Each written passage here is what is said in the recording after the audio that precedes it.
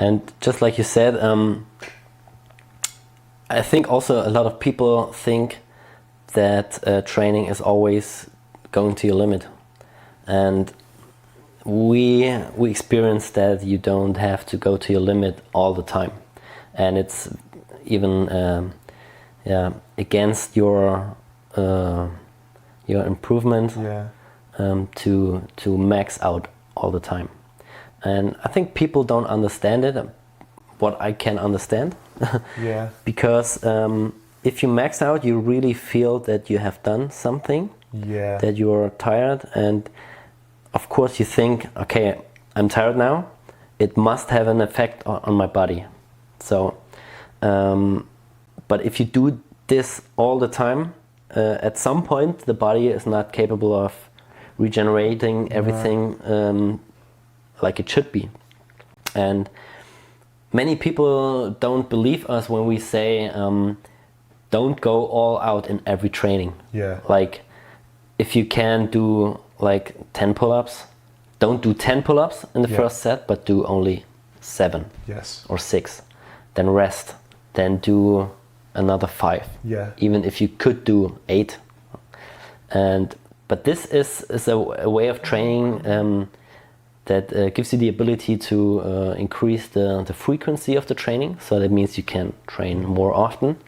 And I think a lot of people don't really, or they underestimate the function of the brain in terms of learning skills and in terms of improving strength. So it's more about repeat exposure, repetition, even if it's not maximal, it's the fact that you're doing it more often. It's just like a piano player.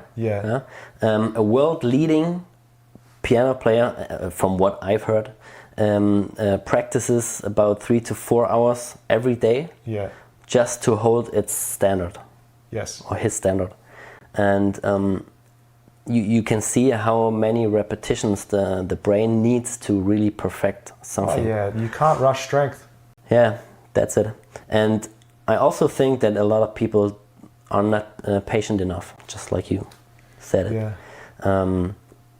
They think, okay, right now I start training, like in the beginning of January, and at the end of January they stop because they don't see success.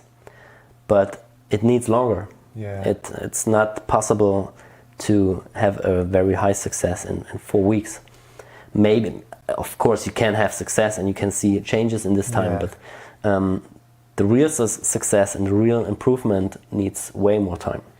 And I think that comes to just how society, culture is these days, period. Not even in fitness, just everything. I mean, everywhere. Everything's real instant gratification, isn't it? You can get things straight away. And I guess people tend to think of training the same way.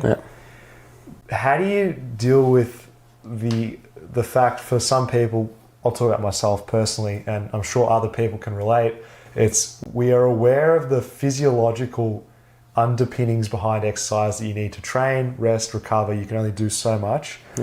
What would you say for the people that are passionate, we use the word obsessed, who love training so much that, for myself personally, can easily say the information to others, coaching other people, but when it's time to take a look and reflect myself, rest and recuperation, deloads, maybe not training as hard as often is hard. What would you say to someone like me?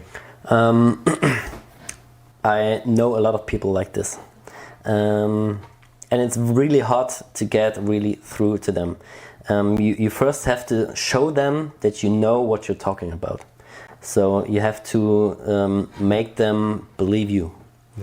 And then you have to explain them why it's not the best option to go on the treadmill every day and walk or run for 10 kilometers, or go on the bike and ride the bike for 20 kilometers every day. And if you really can explain it very well, they believe you, and then they start changing something. And after a few weeks, they come back to you and say, you were right.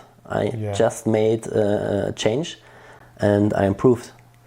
And this is a great feeling. If you just taught someone and you see the success they have. And they avoid the mistake through your teaching, your words, without them having any ramifications. And the ramifications that get forced on you, if you're someone that's stubborn, say like myself, in certain ways like that, is injury.